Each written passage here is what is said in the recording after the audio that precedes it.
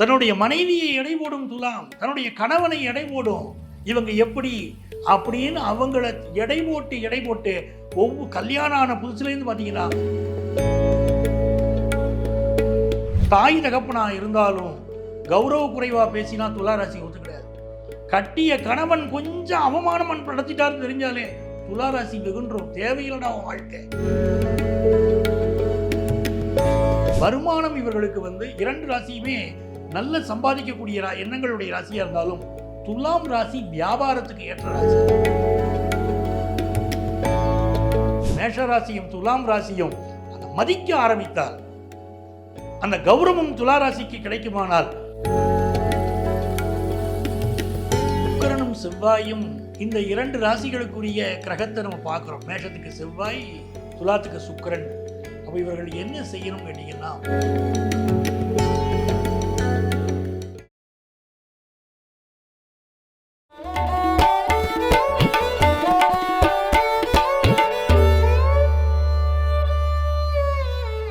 அடுத்ததாக பார்த்தீங்கன்னா மேஷமும் துலாமும் 1-7 காம்பினேஷன், இவர்களை இணைக்கலாமா வாழ்க்கை?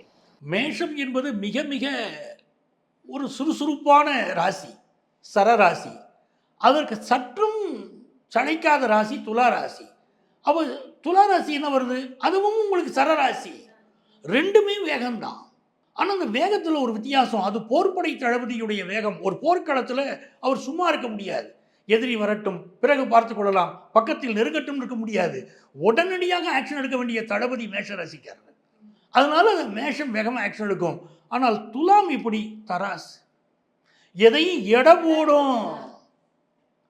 தன்னுடைய மனைவியை எடை போடும் துலாம், தன்னுடைய கணவனை எடை போடும்.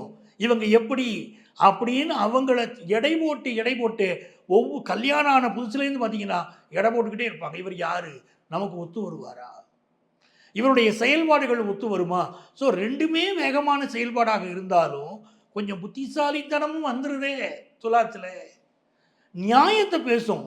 ஒருத்தர் மேலே அன்பு வச்சுட்டா மேஷராசி வேகமாக அவருக்கு உதவி செய்யும். நல்லவரா கெட்டவரான்னு பார்க்காது. துலாம் ராசி பார்க்கும், ஒருத்தருக்கு உதவி செய்யணுமா, அவர் நல்லவரா நியாயவாதியா, அதான் இடம் போட்டு பார்க்குமே. நியாயம் முக்கியம். மேஷராசி தன்னுடைய கௌரவத்தை சில நேரம் விட்டு கொடுக்கும். துலா ராசி கௌரவத்துக்கு தான் முக்கியத்துவம் கொடுக்கும். பெத்த தாய் தகப்பனா இருந்தாலும் கௌரவ குறைவா பேசினா துலா ராசி ஒத்து கிடையாது. கட்டிய கணவன் கொஞ்சம் அவமானம் படுத்திட்டாரு தெரிஞ்சாலே துலா ராசி வெகுன்றோம். தேவையில்லடா அவன் வாழ்க்கை அப்படின்னு சொல்லுவாங்க. மேஷ ராசியில் நீச்சமடைகிறார் சனி பகவான், துலா ராசியில் உச்சமடைகிறார் சனி பகவான். அப்போ நீதி நேர்மைக்கு பேர் போன ராசி துலா ராசி. அப்போ இந்த ராசியோட வாழணும்னு நினைச்சிட்டா அவர்களை மதிக்க தெரியணும் மேஷராசிக்கு. இதுதான் முக்கியம். திரும்ப திரும்ப துளாராசி சொல்லிக்கிட்டே இருக்கும். என்னுடைய மேஷராசி கணவர்கள் மனைவி என்ன மதித்து நடக்கணும். பிரிவினை அதனால தான் வருது. இல்லாட்ட நல்லா வாழக்கூடிய ஜோடிகள் இருக்காங்க. ஆனால் மேஷராசி நினைக்கிறது எதுக்கு எடுத்தாலும் நமக்கு ஒரு அட்வைஸ் பண்ணுற மாதிரியே இருக்கு, கரெக்டாக இருங்க, ஏன் இந்த விஷயத்தை இப்படி நடந்தீங்க அப்படின்னு கேட்குறாளே துளாராசி மனைவி. அப்படி மேஷராசி கணவனுக்கு கோவம் வருது. நான் பல இடங்களில் அதை நான் பார்க்கிறேன். அவள் துளாராசியான கரெக்டாக எடுத்து சொல்லும். எங்கே இவர்களுக்குள் ஈர்ப்பு வருகிறதுனா துளாராசியுடைய அழகிலே மேஷராசி மயங்குகிறது. மேஷராசியுடைய அந்த வேகத்திலே துளாராசிக்கு பிடிச்ச வேகமாக இருக்குது, துளாராசி மயங்குது. இவர்களுக்குள்ள அந்த ஈர்ப்பு இருக்கத்தான் செய்யுது.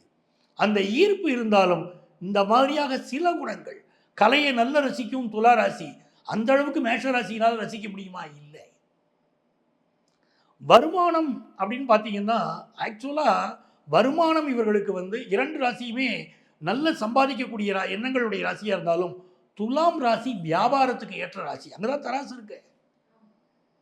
வியாபாரத்துக்கு ஏற்ற ராசி. நிறைய வியாபார தந்திரங்கள் அதுக்கு தெரியும். அதாவது ஒரு சூட்சமமாக செயல்பட தெரியும். மேஷ ராசிக்கு சூட்சமம் கிடையாது, எதுவுமே வெளிப்பட. வியாபாரத்துல பார்ட்னரா இருக்கலாம், நல்ல நண்பர்களா இருக்கலாம், காதல் செய்யலாம், திருமணம் வேண்டும். துளாராசியோட அழகுல மேஷராசி மயங்குவாங்கள, காதல் செய்யலாம், அதெல்லாம் நல்லா இருக்கும். திருமணம் வருகிற போது விட்டு கொடுத்து செல்ல வேண்டும். பொருந்தாத ராசி சொல்லக்கூடாது. பொருந்தக்கூடிய ராசி தான். ஆரம்பத்திலே இந்த ஒரு கண்டிஷன் சொல்லிடணும். ஓகே அப்படின்னா இதை திருமணம் வரைக்கும் ப்ரொசீட் பண்ணலாம். ஆமா. இதுல என்னன்னா, மேஷ ராசிக்கு அதிபதி செவ்வாய், துலாம் ராசிக்கு அதிபதி சுக்கிரன். சுக்கிரன் செவ்வாய் காம்பினேஷன் சூப்பர் காம்பினேஷன். சுக்கிர திசையில் செவ்வாய் புத்தி வருகிற போதும், செவ்வாய் திசையில் சுக்கிர புத்தி வருகிற போதும் சிலருக்கு குணம் கெட்டு போகிறது, கேரக்டர் மாறி போகுது. அதனாலேயே பல பேர் சுக்கிரன் செவ்வாய் காம்பினேஷனால தப்புன்னு சொல்லிட்டு இருப்பாங்க. இதில் அப்படி ஒரு கருத்து வச்சுக்கிட்டே இருக்காங்க. சுக்கிரன் செவ்வாய் சேர்ந்துருச்சுங்க, ஜாதகத்தை சேர்க்காதீங்கிறாங்க. அது எல்லா நேரத்திலும் அப்படி வேலை செய்யாது. சுக்கிரன் செவ்வாய் அந்த தசா புத்தி வரணும் இல்லை. அதனால இந்த 2 ராசிகளை சேர்க்கும் போது இவங்க சுக்கிரன் செவ்வாய் நம்ம சேர்க்க மாட்டேன்னு சொல்லக்கூடாது. இவர்களை தாராளமாக சேர்க்கலாம். ஆனால் ஒருவரை ஒருவர் ரெஸ்பெக்ட் பண்ணணும். குறிப்பாக துலா ராசியை ரெஸ்பெக்ட் பண்ணினா துலா ராசிக்கு ரொம்ப பிடிக்கும். பிள்ளைகளை ரொம்ப பொறுப்பாக வளர்க்கும் துலா ராசி. வேலைக்கு போகிற இடத்துல வேலையை ரொம்ப கரெக்டாக பண்ணும் துலா ராசி. மேஷ ராசி வேக வேகமாக பண்ணும். பதறிய காரியம் சிதறுமா இல்லையா? அதை துலா ராசி சொல்லிக்கிட்டே இருக்கும். ஏன் உனக்கு இந்த வேகம், நீ கொஞ்சம் பொறுத்து தான் போயேன், பொறுத்து போனால் அந்த காரியம் நல்லா இருக்குமே அப்படிங்கும்.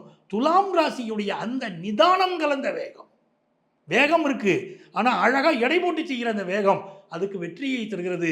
மேஷ ராசியும் துலாம் ராசியும் அந்த மதிக்க ஆரம்பித்தால், அந்த கௌரவம் துலா ராசிக்கு கிடைக்குமானால் அந்த வாழ்க்கை இனிதாக இருக்கும். இது ஒரு மனமாற்றம் வரணும். மேஷத்துலேயும் துலாத்துலேயும் இருக்கக்கூடிய அந்த கப்புள்ஸ் நிறைய பேர் கல்யாணம் பண்ணி இருப்பாங்க. என்ன மதிக்கிறதே இல்லை சொல்கிற மாதிரி இதுதான் முதல் கம்ப்ளைண்ட்டாக இருக்கும். இது மாறணும். அவங்க மனசு மாதிரி மாற்றி மாற்றி அவங்க ஒரு ரெஸ்பெக்ட் கொடுத்து வாழ்க்கையை வாழணும்னா என்ன ஒரு வழிபாடு பண்ணுறதுனால மனமாற்றம் ஏற்படும்? சுக்கிரனும் செவ்வாயும் இந்த 2 ராசிகளுக்குரிய கிரகத்தை நம்ம பார்க்குறோம். மேஷத்துக்கு செவ்வாய், துலாத்துக்கு சுக்கிரன்.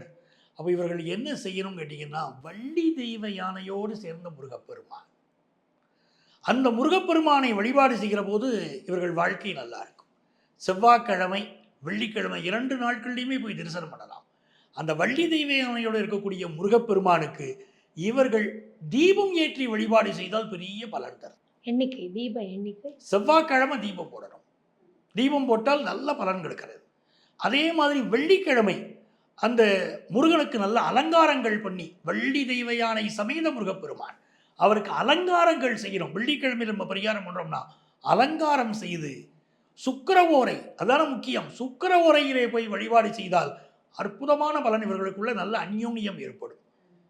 அதுதான் மிக முக்கியம். அதே மாதிரி திருச்செங்கோடு அர்த்தநாரீஸ்வரர் வழிபாடும் இவர்களுக்கு இடையில மனம் முறியாத, மனசு பிரியாத நல்ல மனமொத்த தம்பதிகளாக வாழ வைக்குது.